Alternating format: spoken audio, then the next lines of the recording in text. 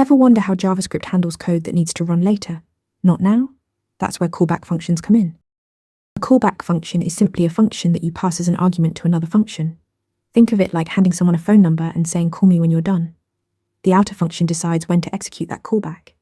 In this example, greet is the callback. We pass it to process user input, which calls it after getting the name. The key is timing. The callback doesn't run immediately. It executes after the parent function completes its task, or at a specific point the parent chooses. This lets the parent control the flow, deciding exactly when your callback code should run. You see callbacks everywhere in JavaScript. setTimeout runs a callback after a delay. Event listeners run callbacks when users click buttons. Array methods like map, and for each execute a callback for every element.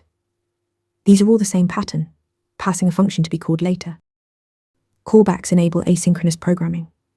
JavaScript can start a task, move on to other code, and come back when the task finishes. This non-blocking behavior keeps your app responsive. But nest too many callbacks and you get callback hell. Messy indented code that's hard to read. That's why modern JavaScript offers promises and async await as cleaner alternatives. Remember, callbacks are functions passed to other functions executed at the right moment to enable asynchronous JavaScript. Master this, and you'll understand the foundation of modern JavaScript patterns. Ready to practice for your next interview? Interview Mentor lets you answer real questions just like this one. After each answer, you get a detailed grade and personalized tips to improve.